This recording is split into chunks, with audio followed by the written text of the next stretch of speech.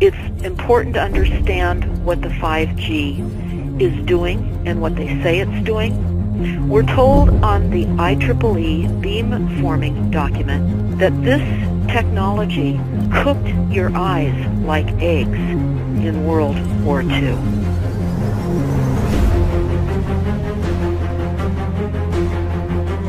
And you all need to understand these are military weapons. These are assault frequencies.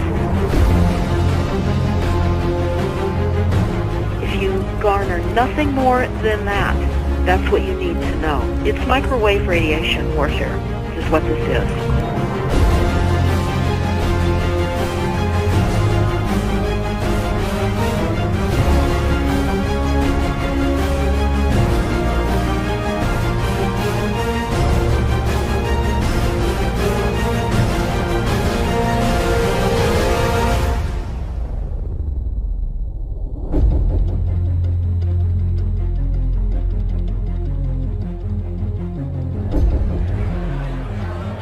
Ladies and gentlemen, please join me in welcoming to the National Press Club Federal Communications Commission Chairman Tom Wheeler. It's an honor to be here at the National Press Club. The first generation wireless, 1G, was voice. The second generation, 2G, allowed both talk and text. Third generation, 3G, the internet, in a limited way. And today's technology, 4G, completed that digital migration. But if anyone tells you that they know the details of what 5G is going to become, run the other way. This video is brought to you by the number 5 and the letter G. And pretty soon, everything else will be too. I have to tell people 5G is a killer. I'm Mark Steele. Anybody who hasn't heard me, I'm a weapons systems head-up display expert, one of the leading experts in the world. I've actually brought cover in relation to this, and the reason I became an expert was to invent them. What I'm going to say to you today, do not believe a single word I say. Not one. I want you to do your own research. You'll find it's absolutely terrifying. You got your body covered? Aye. Oh, good lad. Right, because I can talk to that. This 5G rollout is a weapon system. I've got a letter in with central government because I know about weapon systems more than anything other. In Britain, in a place in the north of England called Gateshead, a scientist there called Mark Steele has been very publicly and actively warning people about the effects of LED streetlights, which he says in Gateshead are emitting now 5G. Right, what's the crack? Hey, lads. I'm just having a word with these Gateshead council workers about replacing these transmitters on these lights that are causing harm and assaulting the community. This is an existential threat to the economy, to the environment and humanity. If these transmitters are everywhere, then everyone's at risk, surely.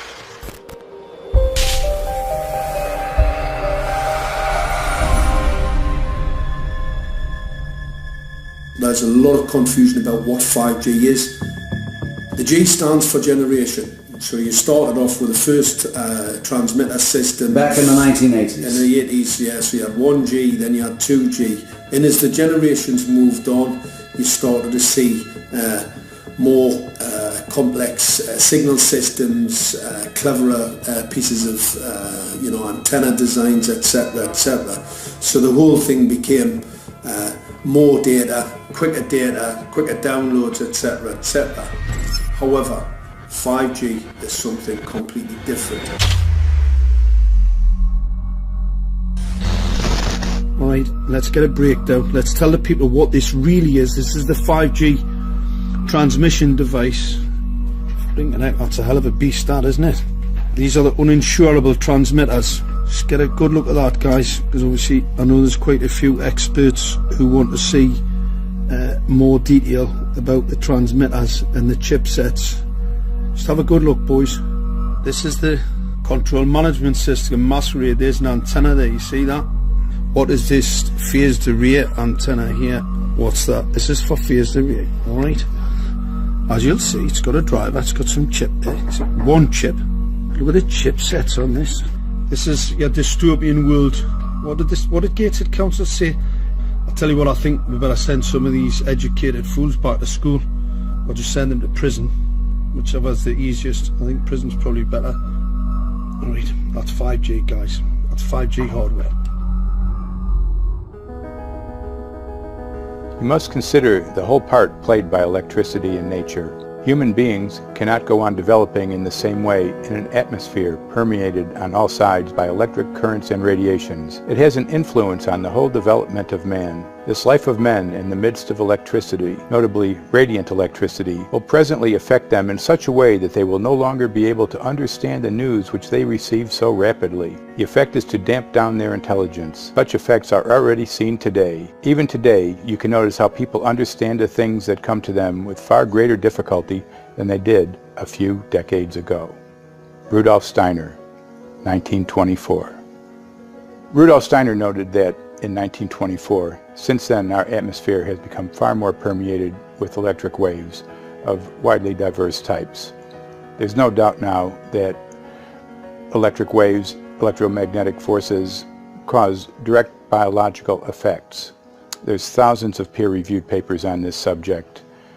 There's no doubt about it. But what are these effects? How are they affecting us? What can we do about it? We're now at a stage where we're putting in what's called 5G, which is a special type of broadcast for high-density information transfers. And it turns out that this is the same frequency bands that are used in crowd dispersal weaponry.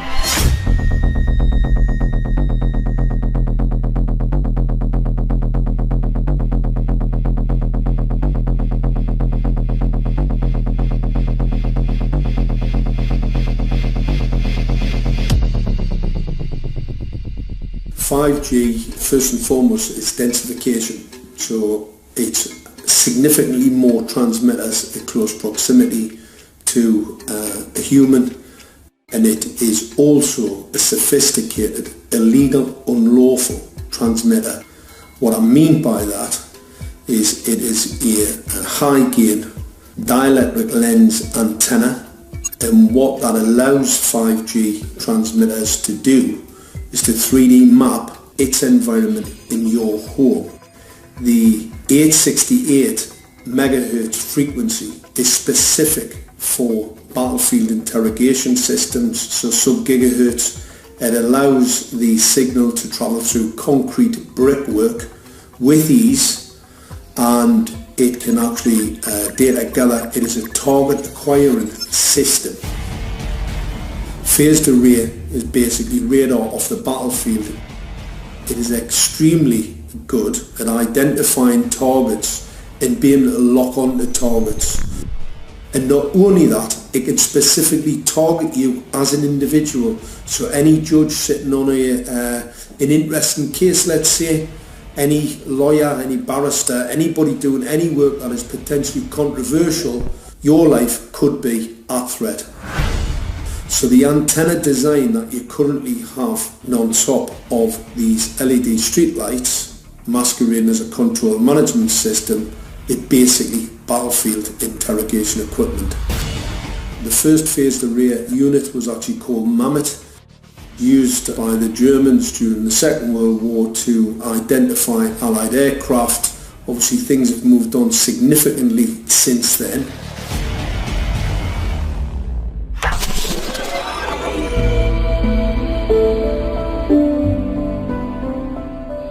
Well, I joined the Royal Navy in 1960, and I specialised in microwave warfare. Radar, obviously, which uses microwave, but they don't just teach you radar, they teach you all about microwaves and other uses.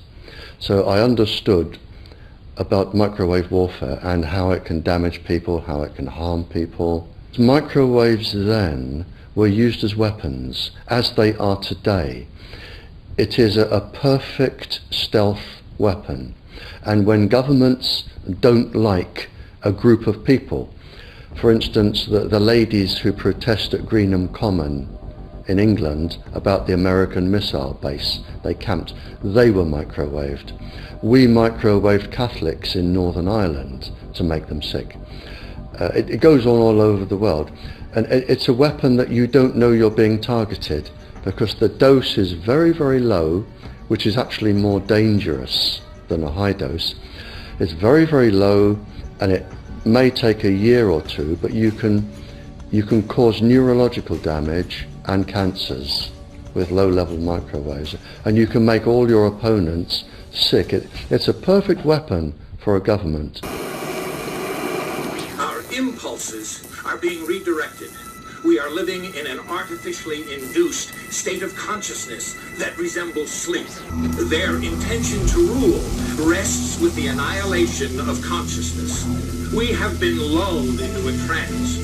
They have made us indifferent to ourselves, to others. We are focused only on our own gain. Please understand, they are safe as long as they are not discovered. Keep us asleep, keep us selfish, keep us sedated. Almost immediately, I had neighbours knocking on the door, talking about children bleeding from the nose. I had images posted on Facebook. And one neighbour in particular came to my door and mentioned the fact that since the LED street lighting had been installed, she was bleeding from the nose every single night. I thought it was unbelievable. However, I spoke to another neighbour who lived not far from the first lady who mentioned this, and she also confirmed that since the LED street lighting had been installed, she also had started to develop nosebleeds and had never had nosebleeds before in her life. That then put me on a journey to investigate. I measured microwave radiation levels from the transmitters on top of the LED streetlights. The basic 868 megahertz, it was significantly higher than the current Council of Europe 1815 resolution, which is a maximum of 600 millivolts. I've measured up to over 3,000 millivolts.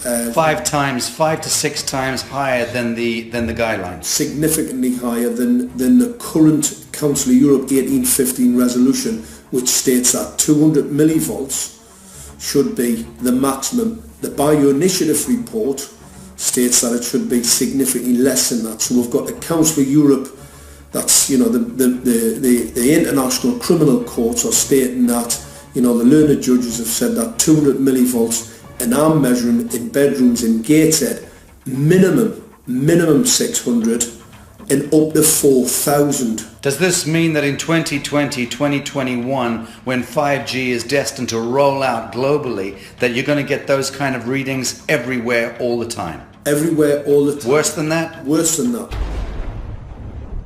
Yes, 5G will connect the Internet of everything.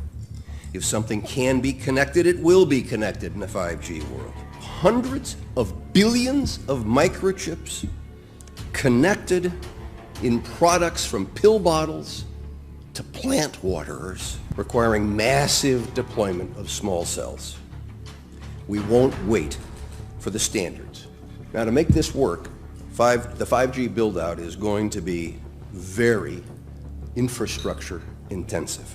We must reject the notion that the 5G future will be the sole provenance of urban areas.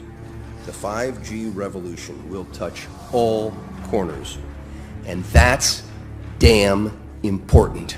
The interconnected world of the future will be the result of decisions we must make today.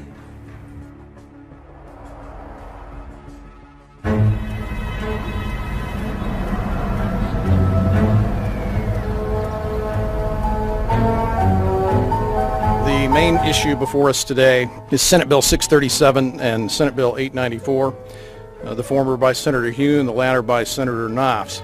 We're going to invite the first four witnesses in support of the legislation, and that would be John Jones with Sprint, David Lewis and Andy Emerson with AT&T, Neil Krevda with Verizon, and Frank Iacovetti Jr. with T-Mobile. So be straight with me. Is it true? It could be. No, well, very few cases. There was an unfortunate incident out in Iowa. Look, gentlemen, practice these words in front of the mirror. Although we are constantly exploring the subject, currently, there is no direct evidence that links cell phone usage to brain cancer.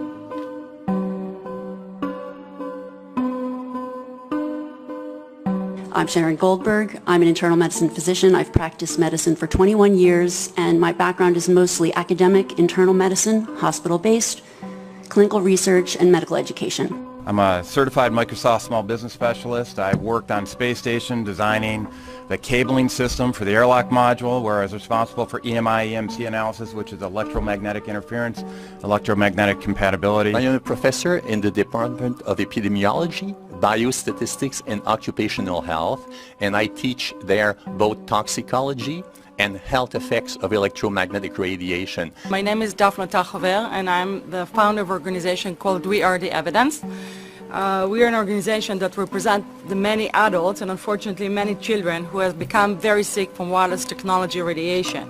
There seems to be a couple false Easter eggs being put out there right now. I want to make sure we dispel that right off the gate. The effects of wireless on health scientifically are very, very clear. So it's always pushed back to the definition of an acceptable level of radiation. And that's what this is, by the way. This is about radiation. Wireless radiation has biological effects, period. My name is Dr. Angie Kolbeck. I've been reviewing the studies showing the impacts of wireless radiation on our health, and there are now thousands of studies showing the following adverse health impacts to wireless radiation: cancer, oxidative damage, DNA damage, DNA failure. Things like memory, dizziness, anxiety, brain fog. Headaches, nosebleeds, cognitive problem, exhaustion. We have evidence of DNA damage, cardiomyopathy, which is the precursor of congestive heart failure. Short and long-term memory loss, decreased attention spans, lower reaction times, even involuntary contractions of muscles causing misalignments of spines and jaws. Breast cancer. We suddenly have breast cancer in women who have no DNA predisposition. Disrupted immune function and change in stress proteins, reproductive and fertility effects. There are dozens and dozens of studies that show beyond any doubt what this radiation is doing to our sperm. Now, if you take the cell phone out of your pocket, the sperm will recuperate within 3 to 4 months. What would not recuperate would be the damage to the DNA of the sperm. That is irreparable. The wife of the ex-governor of Indiana was diagnosed with glioblastoma. Same brain tumor Ted Kennedy had and John McCain had. Did you look at John McCain's scar? This is a cell phone brain tumor. LeBron James, one of our sports people, had a salivary gland tumor. That is another cell phone tumor. You didn't hear about it because immediately after that was discovered, he was paid by Samsung to become their spokesperson. We are seeing increases in brain tumors. We're seeing increases in Alzheimer's. We're seeing increases in all of the neurotransmitter diseases, ALS, Lou Gehrig's disease, Parkinson's. These are all disease systems that are known to be associated with low-level energy exposures. We talk about 24/7, around-the-clock exposure, wherever you are and your whole body. You never get away from it. And it seems from our studies that maybe your immune system can cope with for a time, but it will deteriorate. Then the irradiation will definitely damage cells at a deeper level, and the question is what will then happen. These are out of peer-reviewed papers, so these are not just hypochondriacs thinking that they're doing it. We're having real problems with this. This is no longer a subject for debate when you look at PubMed and the peer-reviewed literature. These effects are seen in all life forms: plants, animals, insects, microbes. So 5G is not a conversation about whether or not these biological effects exist. They clearly do. There is scientifically evidence that is so strong that you can be certain that the standards used by the FCC to manage health effects are wrong. We need to start measuring how much radiation are people being exposed to. before we roll out 5G, there are 4 kinds of electromagnetic fields that we know are harmful to human health. So radio frequency radiation, magnetic fields, dirty electricity, and electric fields. Okay? Our exposure, any given person, and all humans are affected by EMFs. What is our exposure in a day? It's not one cell phone. It's cell phones, it's multiple wireless networks, it's smart meters, it's cell towers. It's this sandwich, and it all adds up. The data we're going to look at are all published science, testing results, or public standards. At the bottom end of the radiation scale of what's called power density, or signal strength, is the minimum level at which cell phones will work, which was found to be 0.2 billionths of a microwatt per centimeter squared. Pine needles were found to age prematurely at 0.000027. At short-term exposures of 0.05, children aged 8 to 17 experienced headache, irritation, concentration difficulties, and behavioral problems. 0.1 is the Bow Biology or Building Biology Guideline for extreme concern. 1.0 produced sperm DNA fragmentation and a decrease in sperm viability in vitro. Also at 1.0, the science shows the following bodily effects can occur: headaches, dizziness, fatigue, insomnia, chest pain, difficulty breathing, and indigestion. 2.5 saw altered calcium metabolism in heart muscle cells. 4.0, changes in the hippocampus affecting brain memory and learning. And at 6.0, DNA damage in cells. So where are smart meters on this list?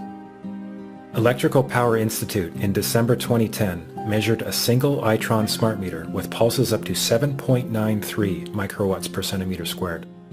Our own testing indicated approximately 8.0 with 1 meter.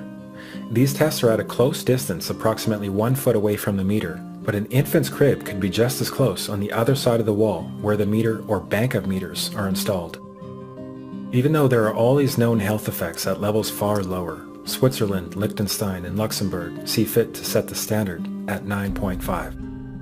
And China, Poland, and Russia, 10.0. This is the same level at which behavior has been altered, producing reflexes of avoidance following 30-minute exposures.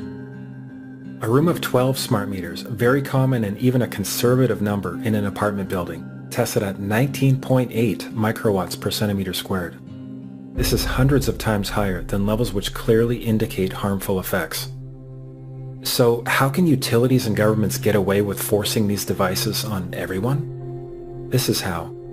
In Canada and the US and several other civilized countries, the safety limit is set at 600 to 1,000 microwatts per centimeter squared. This so-called safety limit is literally tens of thousands of times higher than levels which are known to damage health according to peer-reviewed published science.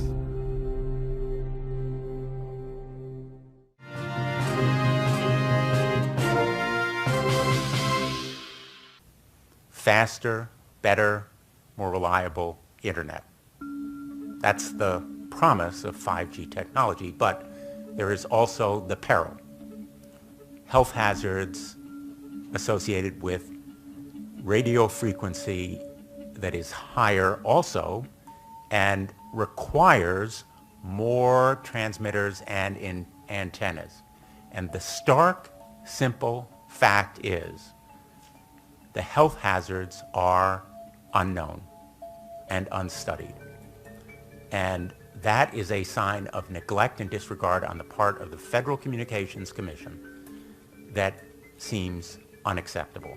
There have been no answers so far. The FCC basically has said everything's fine, but in order to reach a conclusion about the health and safety of this new technology, we need facts. Mr. Chairman, thank you for having this hearing. 5G, as you well know, also uses higher frequency waves that don't travel as far and will rely on a network of hundreds of thousands, potentially millions of small cell sites. And the question then is, are there any health implications, any public safety implications to those additional sites that are likely to be located close to homes, schools, workplaces, and closer to the ground, correct? Correct, Senator. Yes. So my question for you, particularly Mr. Gillen and Mr. Perry, how much money has the industry committed to supporting additional independent research? I stress independent research. Is that independent research ongoing? Has any been completed? Where can consumers look for it? And we're talking about research on the biological effects of this new technology. Thank you, Senator. I think, thank you for your focus on the issue. Safety is paramount, and as you alluded to, we rely on the expert agencies, we rely on the findings of the FDA and others as to the requirements to keep all of us safe. There are no industry-backed studies, to my knowledge right now. Happy to visit with you as to what opportunities you think there needs to be more studies, and we're always for more science. We also rely on what the scientists tell us. So essentially, the answer to my question, how much money? Zero. I can certainly follow up with you, Senator. To my knowledge, there's no active studies being backed by industry today. Anybody else know of industry commitments to back research, fund it, support it, to ascertain scientifically the health effect? No, I'm not aware of any. So there really is no research ongoing. We're kind of flying blind here, so far as health and safety is concerned. Thank you, Mr. Chairman.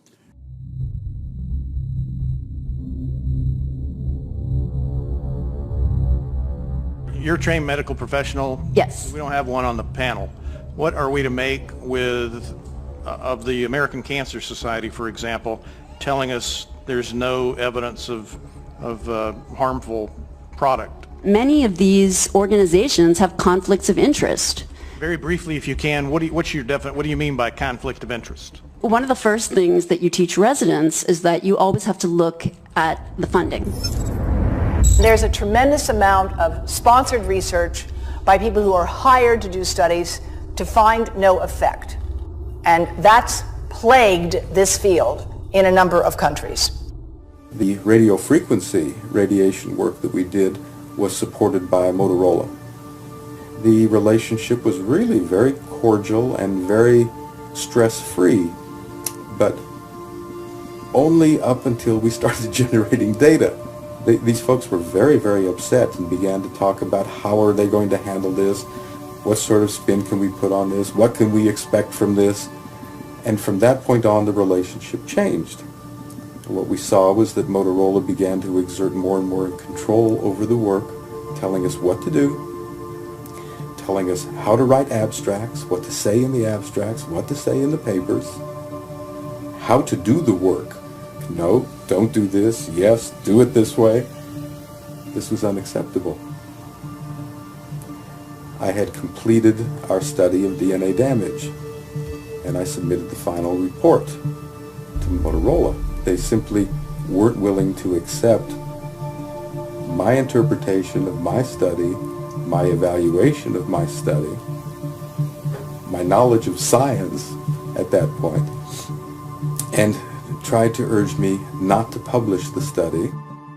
Did you hear about people coming to you as far as having complaints about illness? We were made aware of health complaints following installation of smart meters, and we wanted to verify this using our field work. So I measured the field of about 30 different people while they stood 1 foot in front of the smart meter, and in every single case the human energy field was obliterated as they stood in front of the smart meter.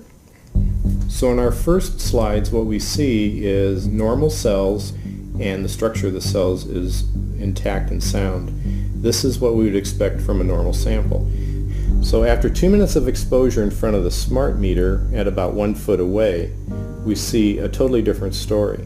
Sample 1, you can see a lot of degradation in the cells. The cell walls have been broken, and you see changes in the cells which are called mycoplasma. It shows a mutation to the cell. In the second sample, we see a different type of degradation to the cell membranes. You can see a corrugation here. This is called bottle cap formation, and it's known that this occurs due to oxidation or exposure to free radicals. So this third subject, when we did her sample, she had to be pulled away from the meter after 45 seconds because she complained about an increasingly severe headache. And here you see a phenomenon called rouleau, where the red blood cells are stacking up, which makes it very difficult for the blood to deliver oxygen to the tissues as they would be their normal function. Every single one of these is a degradation. Every single one of these shows a trauma to the blood cells, and that came from something, and the only variable was the smart meter. The good news in all this is the patient and the blood can return to normal once they have been removed from the influences of these stressors.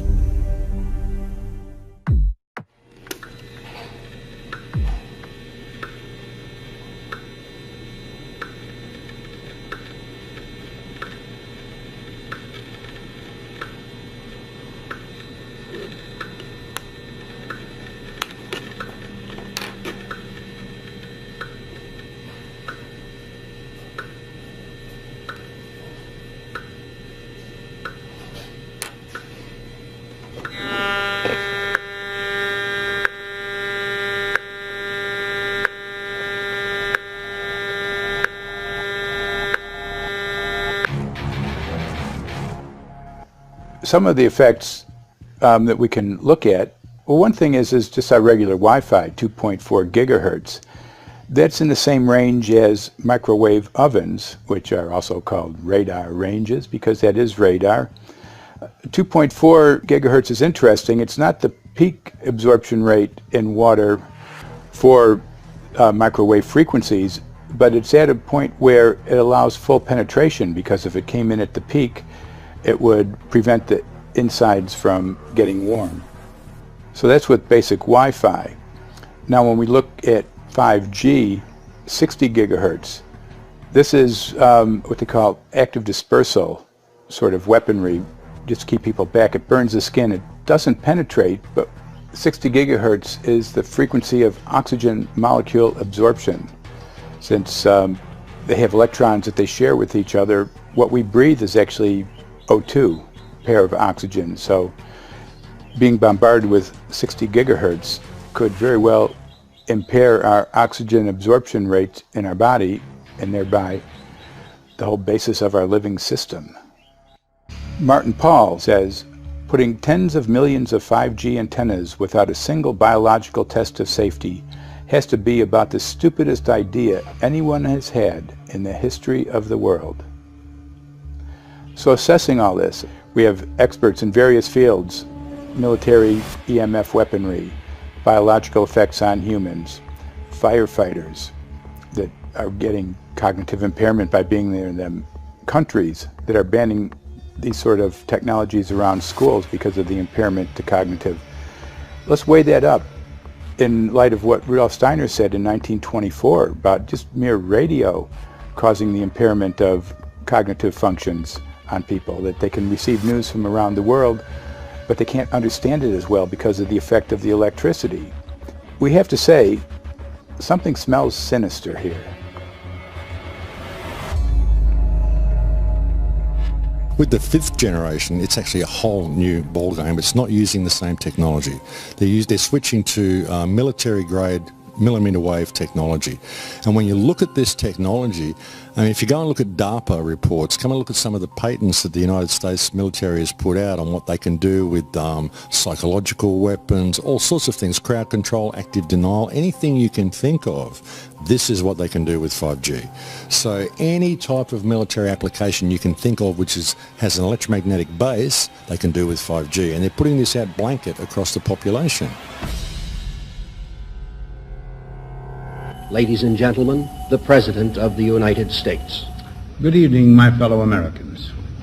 In the councils of government, we must guard against the acquisition of unwarranted influence, whether sought or unsought, by the military-industrial complex.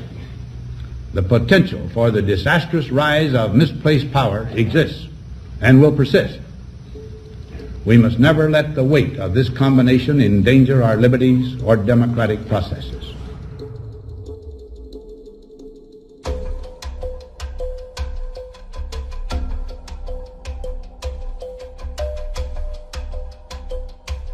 The FCC is a capture agency. They probably conducted what I believe to be the biggest fraud on the public ever conducted. The FCC has been described by Harvard University's Center for Ethics writer Norman Alster as the most captured agency in D.C., acting more as a industry cheerleader than a regulator. This is especially true today with 5G, where there are serious safety concerns and potentially misleading information coming from the FCC. For example, the previous chairman of the FCC is Tom Wheeler. He was the head of the Wireless Lobby Association for 14 years. Now remember, Obama told us there would be no lobbies in his administration, so he took the biggest lobby and put him as a head of the FCC. And that's damn important.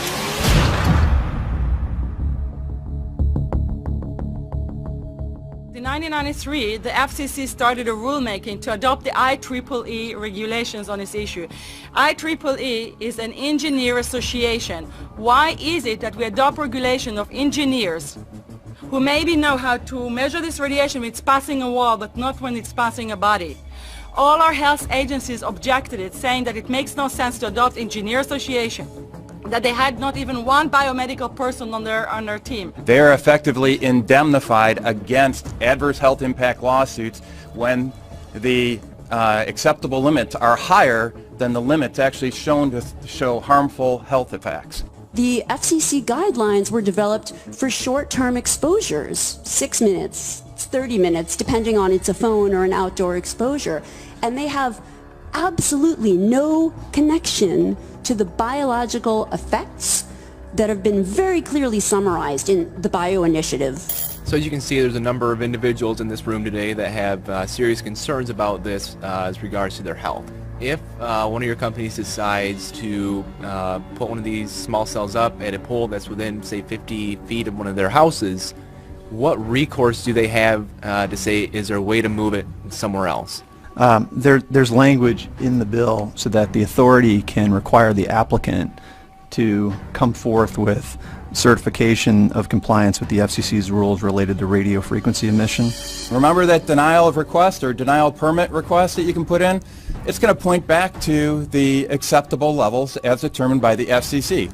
Not the EPA and not the CDC, the ones who usually take care of health concerns, but by the FCC, which is staffed by former members of the telecommunication industry. That's the fox guarding the hen house.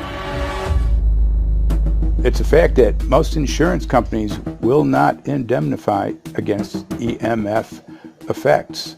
Telecom companies around the world are warning their investors of potential major costs due to real or alleged risks of EMF pollution from their products.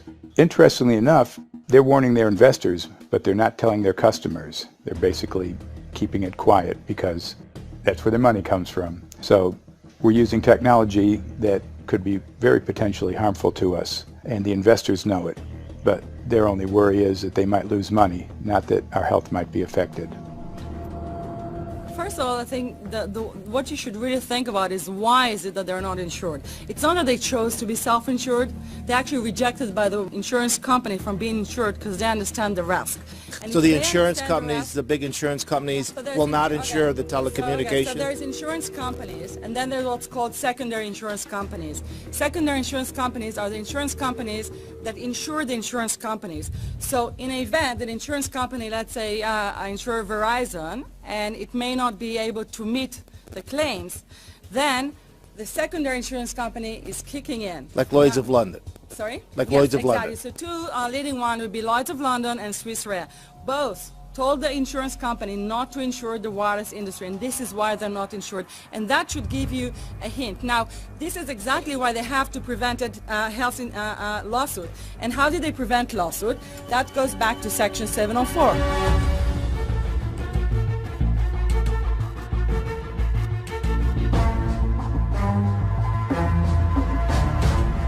Section 704 was passed in 1996. This is how our rights in regards to health were taken away by the wireless industry. What this legislation did, it gave the power to regulate the health effects of wireless technology to the FCC. FCC is a spectrum auctioning agency. It's not a health agency. They don't even have one biomedical person on their team. And then the other thing that Section 704 did, It actually took the power from the states to regulate location of cell towers based on health. And what does it mean? It means that if they want to put a cell tower in front of your home, you cannot go to a city council and say, hey, stop, I don't want it. I just heard in a lecture that there are 10,000 studies proving that it's harmful. I don't want it. My child is sick. They would tell us, stop. You're not allowed to mention this in the city council because Section 704 says that if you will, and if the application will be rejected, the city will be sued, can be sued by the wireless industry.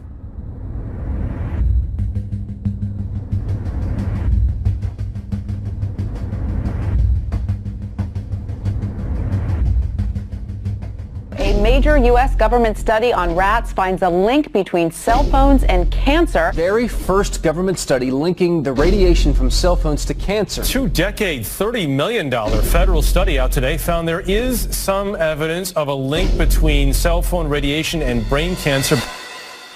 Professor, what is the NDP? I've heard that study several times. NDP is what? So it's a $25 million study on rats and mice that was supposed to demonstrate that there were no effects of radiation below thermal. And in fact, it demonstrated exactly the opposite. And it follows on the heels of two major studies on animals that said exactly the same thing. And that study was designed perfectly to make sure that it cannot be challenged, that there will not be any doubt. That's why it took them 14 years. That's how they prevented discussion of health.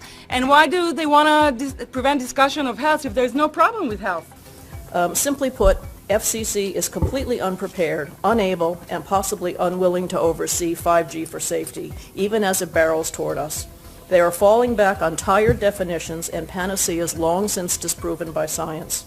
To make matters worse, recent FCC rulings and numerous industry-friendly bills passed at state and federal levels between 2016 and 2018 removed the last vestiges of local and state review over infrastructure siting, just when we need it the most.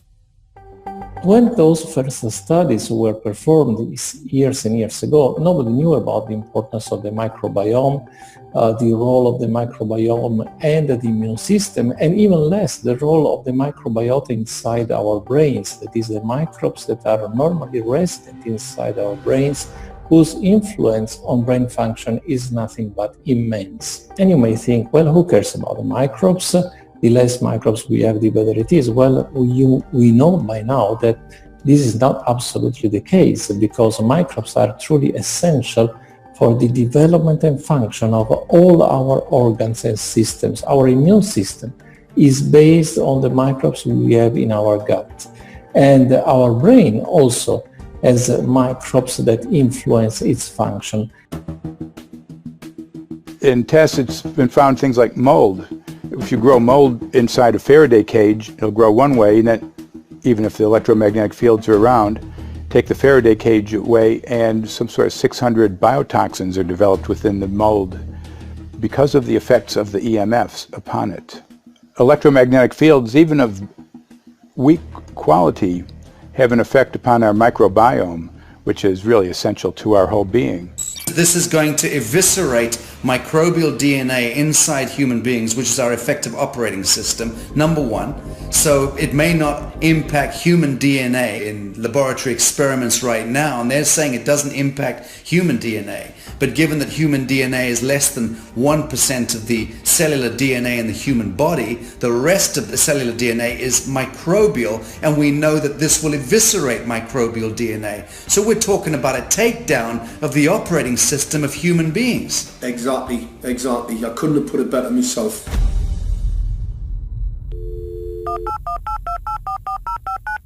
John Brandt. Morning, Mr. Brandt. Wow, this is Amanda from Virginia. Hi, how are you?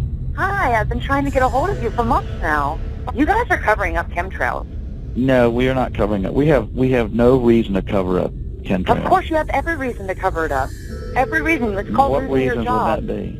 Oh, well, you personally, you would lose your job if you were to reveal anything to me, and it's probably unsafe for you to even be speaking about this, considering the types of individuals you work for. It's not unsafe. It is unsafe. There's no problem with us talking on, you're a citizen, you're making a complaint. Oh, Lord have mercy on myself. It's a complaint in an area that we don't have authority to regulate.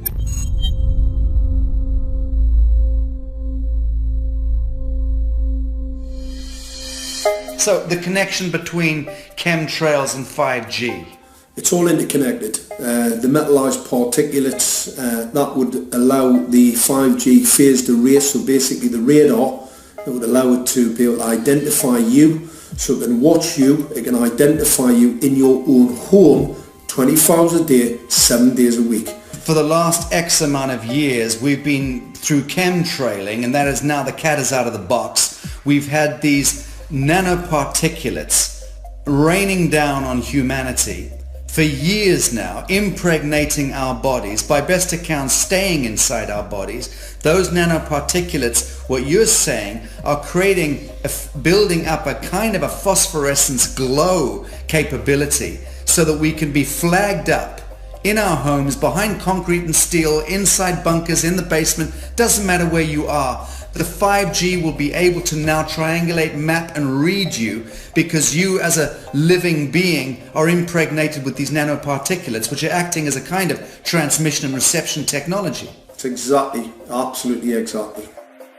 You have to consider that DNA also works as a fractal antenna, which is able to send and receive and also to process signals under the form of radio frequencies. Well, then there is no doubt that artificial radio frequencies, such as those of cell towers, and in particular these new types of towers that have a much higher density of signals, they may somehow interfere with the ability of DNA to retain and transmit biological signals. So this is one level of danger that very few biologists are aware of.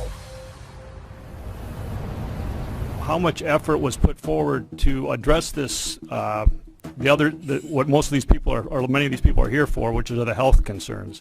Was there any dialogue back and forth? Was there any working, was there many studies evaluated to look at regarding this area? Maybe not every person that has concerns on the legislation was brought to the table. Okay, so from your perspective, you feel that there was a legitimate amount of time to evaluate the data that the opposition would have on this? Absolutely, and I wouldn't put forth something that I didn't believe in. And I'll tell you, as I mentioned earlier, and it's been commented several times amongst the panel here, this is truly an economic development issue. Our 3-year-old, again at home, is outraged when we pull out the driveway and he's not able to access Wi-Fi.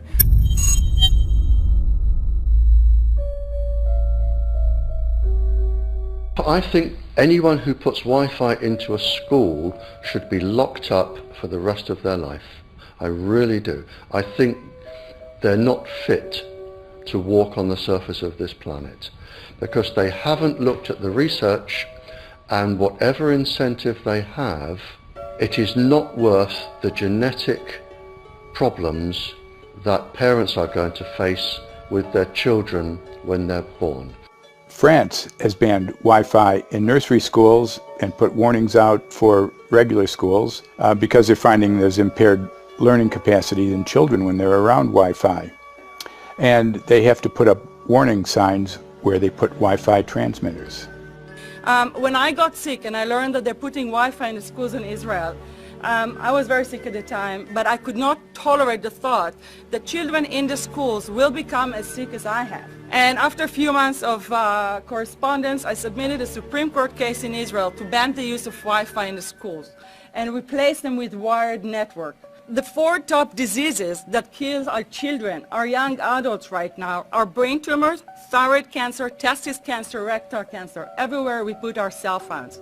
And a lot of our children are sick and they're being misdiagnosed and mistreated because the wireless industry has put billions and billions of dollars in the past 30 years to mislead the public as to the health effects and keep the public uninformed. We are performing an experiment on children. We are exposing children to microwave radiation for 6 hours during every school day. We have had absolutely no studies looking at the long-term effects of this radiation on young people or even on adults. A considerable amount of research shows that developing brains and bodies of children are much more affected than adults. And there are clear indications of a link between increased electromagnetic fields and autism spectrum disorders. We took 10 autistic children and went back to the sleeping location where the mother was when she was pregnant with that child and compared it with the sleeping location of a mother that gave birth to healthy children. We had 10 mothers in that group, 10 mothers in this group, and in the group of the autistic children we found that the measurements that we got for the microwave exposure was elevated compared to the group of children that were normal. The fetus is affected. The exposure to man-made electromagnetic fields has become the first factor that could be isolated ever in autism that could predict autism. The fifth generation of wireless technology, or 5G as it's being rolled out worldwide without safety testing. Let me say that again, without safety testing. And how we've got scientists and doctors and environmental organizers saying, stop this. Because in terms of the effects of wireless radiation, the science is in. Wireless radiation can lead to cancerous heart tumors, brain tumors, DNA damage. Wireless radiation is linked to infertility, to autism, Alzheimer's, and more. And guess what? All the effects that I just listed, those are some of the effects that are known according to the technology that's being seen today. First of all, you have to know that we know that the other EMFs that we're exposed to are already known to be health risks. And basically that 5G, because of the frequency that's going to be used and because of the extraordinarily high pulsation levels that will be used, is a much bigger threat to our health than the things that we already have, which are very substantial threats to our health. We're not just talking about the intensity. We're talking about the frequency and the very high level of pulsations. There's a huge literature which shows that pulsed EMFs, EMFs that pulse up and down very rapidly, are in most cases much more biologically active than our non-pulsed EMFs. Every single wireless communication device communicates via pulsations, but the industry completely ignores this issue. The problem with 5G is that they're planning to put out tens of millions of these antennae all over the place without doing one single biological safety test. Are you implying possibly that we, the consumers, are the guinea pigs since they haven't really done tests to see the effects in a smaller setting? I mean, that's not an implication, it's a statement. We are, yes. Cancer is not the main concern that I have. I'm really concerned about sperm count and about effects on pregnancy. How many of you know that 1 in 6 American couples is unable to have a child when they want to?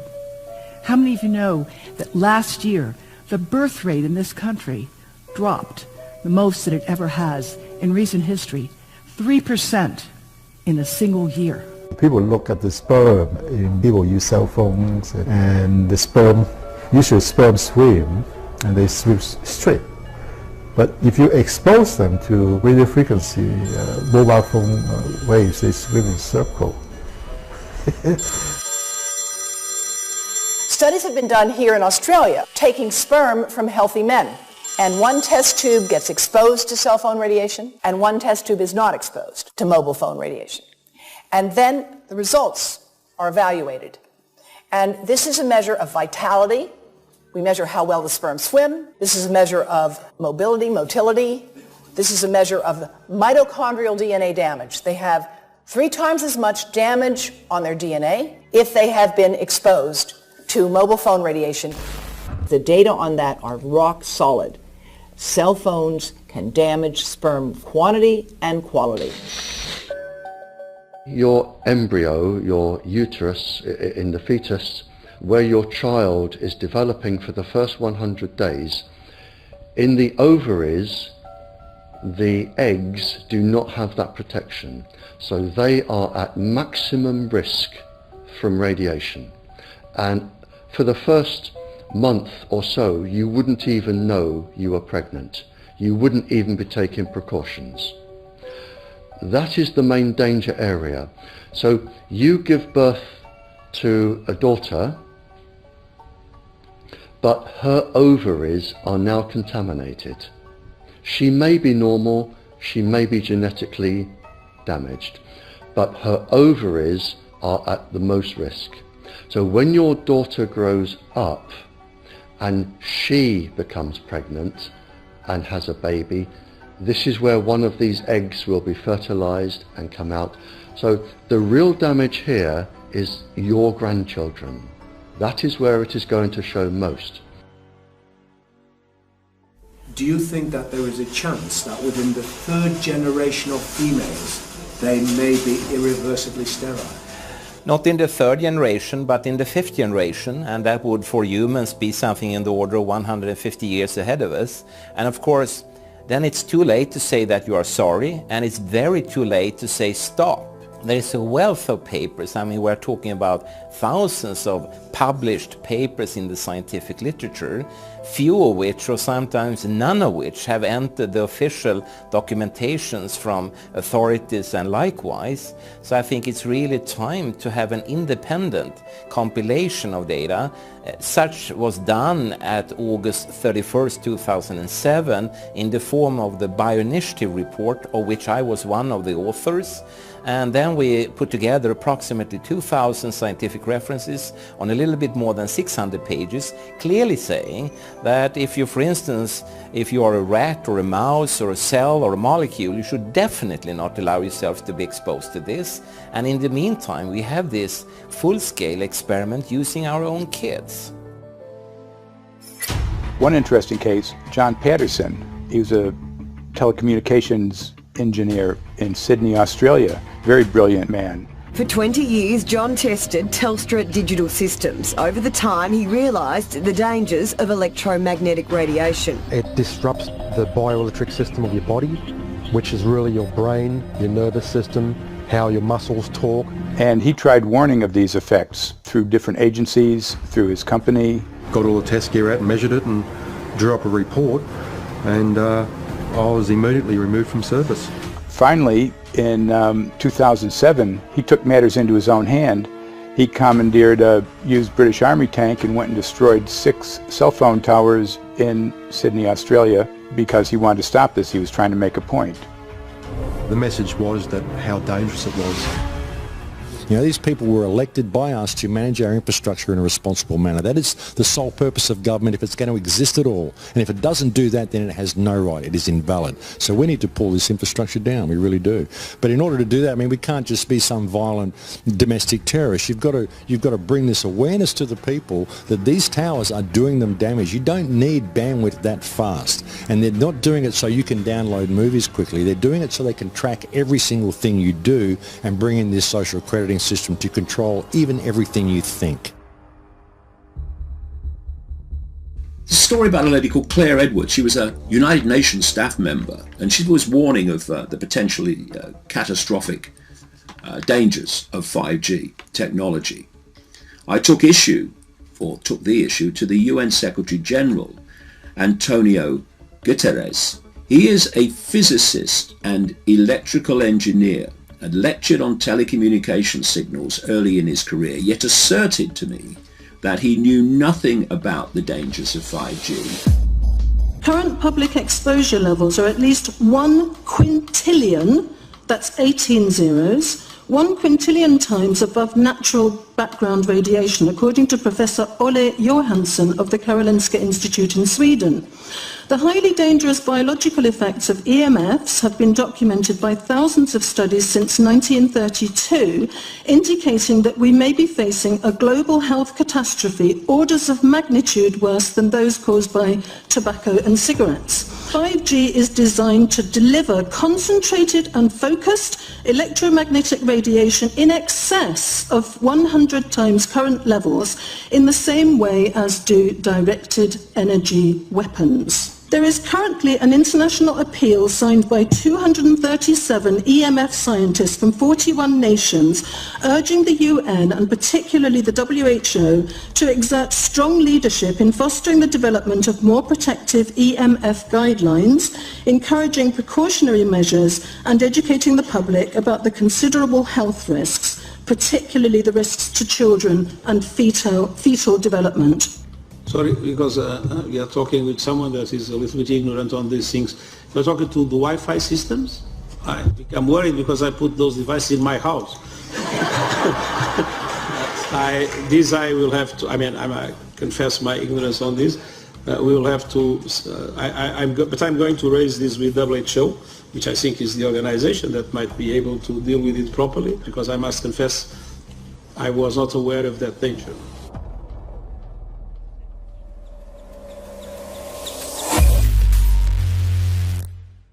In 1996, when the Telecommunications Act was passed, in it was a provision essentially that kept local officials from addressing health issue concerns when approving or not approving a cell tower. So that's correct. But then something new is happening. We've talked a lot about it on the Solari report, thanks to Jason Bob Smith and his website EMF Warriors. But this is new. This is very, very new. So you're basically, sending out an appeal on something that in one sense hasn't happened yet. This is not just an incremental change. This is a big step up. It's a sea change. An onslaught's not an improper word. It's a bombardment. So instead of a cell tower 1 mile or 2 miles from you and you still have cell phone service, we're going to have antennas every block, and some poor soul is going to have one mounted to utility pole maybe less than 20 meters from their home. So this kind of, invasive bombardment with this many antennas, just in 1 square mile, if you do the math, 1 per block and 16 blocks per mile, that's about 250 antennas per square mile. The millimeter wave is untested. Former FCC Chairman Tom Wheeler openly said that they don't plan to test. We won't wait for the standards. And then our appeal also addresses the fact that there's a plan to roll out 5G through satellites in low Earth orbit. So 20,000 satellites, which will cover every square foot of the planet with a 5G signal. 6, 5, 4, 3, 2, 1. Night after night, politicians and other leaders were telling Americans that Sputnik revealed that we were at great risk. Not just our pride, but our security is at stake. If Russia wins dominance of this completely new area, well, I think the consequences are fairly plain. Probable Soviet world domination. We choose to go to the moon in this decade and do the other things, not because they are easy, but because they are hard.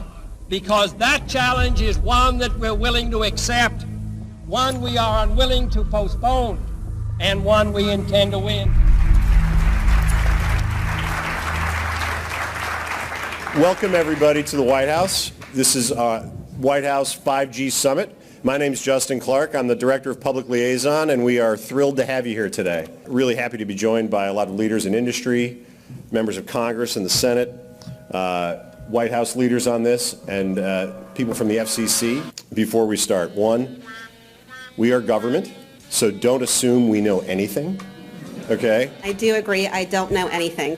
I have become accustomed to giving speeches in my new position on subjects about which I frankly know very little, and we need more cell towers and connections in Connecticut, my home state. It's ridiculous. The U.S. is in the lead thanks to our private sector as well as the work of the FCC and this administration overall. But China and South Korea and many other countries are eager to claim this mantle. We have every intention to deploy 5G first and reap the benefits of faster and more robust wireless. Yes, I hope we beat China, of course. And get to gigabit speeds and low latency, and the race has begun. Let there be no mistake. The race to 5G is a sprint. Winning the global race to 5G, it's a national priority. We must bear in mind the national security implications of winning the race on 5G. Today we're talking about the importance of being first in 5G, continued commitment to putting America first in the race to 5G. We're calling it America First, 5G First. Well, our strategy is called the 5G FAST Plan, a plan to facilitate America's superiority in 5G technology. Connected devices for health applications, which I love, has the capacity to make people healthier, as I understand it, a lot of medical applications. Industry is not asking the government for money to build 5G networks. They're asking us to cut the red tape that surrounds infrastructure deployment. We cannot let today's red tape strangle the 5G future. The red tape slows and sometimes stops the building of densified network facilities necessary for 5G. As we continue our efforts to keep government out of the way so that America can continue its leadership for America to win the race to 5G. One path is the government regulatory path. The other path is the private enterprise free market, the gales of creative destruction Schumpeter path. You ever heard that? Gales of creative destruction? It just means let it rip. The new replaces the old.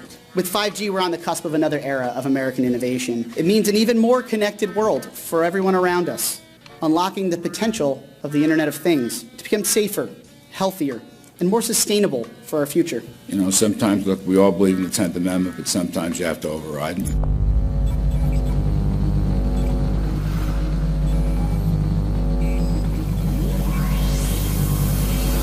By the way, the 1996 bill permits that kind of override. We're not here to be completely heavy-handed, but sometimes you got to do what you got to do.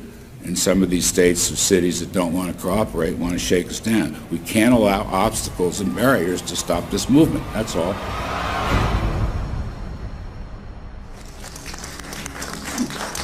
And this happened in Canada. I mean, there were some activists I was working with up there that said, well, you know, we won a victory. We got the Public Utilities Commission to allow us opt out. And I said, boy, that's divide and conquer. They just got rid of the people that were raising hell. So, you know, that's not the answer. We need to opt out everybody. An opt-out is an agreement to pay to not be harmed. An opt-out is volunteering into extortion. An opt-out says that if I don't pay you, you have the right to harm me. So that doesn't work. This is a mandate. This is being pushed down your throat by a company that is not responsive, by a government that is not responsible, and it's being done in a collusion that's designed to undermine the individual rights of individual people in communities across the country and around the world. The Minister for the Environment has a duty. His duty is primarily to ensure that there is cleaner, better, healthier environment for people in this country. It's a simple duty. He also has a responsibility in regard to science and innovation to make sure that that happens. What seems to be happening here, in fact one could say undoubtedly happening here, is he's using science and innovation to ensure that our right to life is threatened. There have been no public debates. There is no public discourse. There are no public disclosures as to why, when, how, what is going on in regard to 5G. That by itself is a breach of ministerial responsibility, and one which we really should look at in terms of a private prosecution against the ministers who have failed to protect our right to life. Okay, smart technology, smart meters, smart cars, not that smart, huh? What does smart mean? Anything that has smart attached to it, secret militarized armaments in residential technology. That's where smart came from. And smart, every bit of technology that you see today has all been developed for either some type of battlefield, some type of intelligence gathering system, and obviously these developments have to be commercialized, and people have actually took them into their homes. The definition of a smart grid is a wireless system that will fundamentally turn every single appliance in your home into the equivalent of a transmitting cell phone. That's every computer, every television, every furnace, every air conditioner, every coffee machine, every printer, every single appliance that you have in your house will eventually, in a smart grid, have an antenna that's embedded into it that will transmit your usage data to a smart meter on the outside of your home that will then transmit your usage data to another tower receiving a usage signal that will then go to the utility company for supposedly billing purposes. Not all signals will just be about your individual use. There will be aggregate meters that will bounce signal from house to house to house within a neighborhood that will then accumulate all of the usage data that will transmit that to the utility company. Now, what that will do is that the end metering system that is transmitting all of that data will be firing an RF signal at many, many times a second, which will increase the average homeowner's radio frequency radiation exposure exponentially. This picture shows some aphids on the leaf of an orange tree shortly after radar equipment was installed at a nearby airport a number of years ago. I noticed that every few seconds, all the aphids would tense up in unison and do sort of a little dance, as you see in the picture. Upon further investigation, I found that the interval of time between the activity of each dance coincided exactly with the rotation of the radar rotor device at the airport, which was a distance of approximately 14 miles. The antenna arrays create this steerable beam, which helps concentrate the energy. The beams get pointed at the user. What's a MIMO tank? Massive in, massive out. British government have got a plan to roll 400,000 out. This is so that you've got 5G in every nook and cranny, every part of the countryside, so that you can have autonomous tractors, believe it or not. However, those transmitters, these are radar. It is phased array radar. Though that radar signal sweeping the countryside will kill every pollinator, every biological structure, it will sterilise livestock, it will kill the ground, consequently land won't have a value, obviously farmers will die, the community will be under attack. The community will be under attack. If we can't produce food, if we kill all the pollinators, we're in serious trouble. The takeaway is that 5G, the $1 trillion rollout of 5G by our friendly local government, is definitely a weapon system masquerading as a modern efficiency technology. It most certainly is, and what I put it down to, it's economic terrorism. There is no value, nil, in killing off your population, in destroying your ability to grow food, to kill all your pollinators. They may have a nice financial number on a piece of paper, but in reality, dementia, diabetes, all the things that are currently crippling the NHS, a burden on the country, illness, mental health issues, the focus of that cause can be identified and has been identified in the science. The science is proven. The epidemiological data that we're seeing on the street is now substantiating that science. The DNA inside you, the mitochondrial DNA, you can trace unchanged to your mother, her mother, her mother, right the way back to the beginning of the human race in Africa, the Stone Age. It is unchanged, the mitochondria, and that is being unchanged in your children, which means if you damage it, your child could be genetically damaged, then her child, and her child, and her child, forever. You are condemning the future generations of every single child. There is, however, a light at the end of the tunnel, or there is some ray of hope. Thanks to the principles of biological quantum entanglement that we have learned how to exploit in the field of biology and medicine, now we can transfer the information from the microbial DNA to the human DNA. And in so doing, we can train, so to speak, the microbes to withstand whatever extreme condition they are exposed to, including this new technology. And then we can train them to transfer this resilience of theirs to our DNA. So let's say that there are good reasons to be worried about the introduction of these new technologies, but fortunately, since the knowledge in the field of quantum biology, in the field of microbiome medicine is advancing as fast as potentially harmful technology, then we can exploit this knowledge to protect ourselves from any real potential or perceived danger from these new technologies. I've met with molecular and cellular biologists, with blood microscopists, with weapons development experts, frontline activists and researchers, and all the stories I'm hearing from these experts and pundits leads to the same thing. 5G is almost certainly the end game.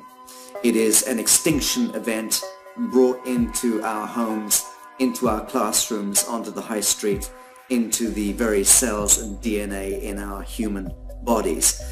It is such a perilous threat that it is almost impossible to imagine, let alone describe. When the 5G signature goes live, it will tap into a multitude of satellites which are in geosat orbit around the surface of the Earth. Millions of surface antennas will pick up that signaling and will then scatter the signaling into hundreds and hundreds of millions of different micro antenna systems set up on street lamps and even in your home, which you're not aware of incidentally. The LED light bulbs in your home invariably contain the micro or nanotech lens flare capacitors which will receive the 5G signaling, and it will proliferate the 5G signaling everywhere by exploding the signal into billions of photons which will target everything all at the same time. This is stealth technology. This is invisible science. But what it means in simple terms is that you will be flagged up, visible, trackable inside your own home. Anywhere you move on the surface of the Earth, they will have a lock and load tracking capability over you. You will be visible to invisible masters, each one of us, all the time. Today, our governments and the corporate sector have managed somehow to infiltrate the mainframe of our civilization and are pushing through a $20 trillion infrastructural rollout without any, and I mean without any, health science running behind it. There have been no tests. Your government and your health authorities are either in collusion on this matter of genocide and ecocide, or they're just damned stupid, and I would suggest it is the latter. Shame on the technologists and the electricians who are furthering this technology in our homes, in our offices, in our streets. Shame on the legislators and the parliamentarians and the troglodytes and bureaucrats that proliferate our society today. Shame on that echelon for putting their signatures to contracts which allow the fast tracking of this technology into our homes and onto our high streets. Shame on the parliamentarians and international leadership whose wet ink signatures and seals of office are sanctioning and permissioning the rollout of something which is arguably the greatest threat to humankind. Shame on each one of us who now fail to get up out of our homes, walk out of our front doors and challenge every so-called authority who dares to violate our bodies, our homes and our future generations.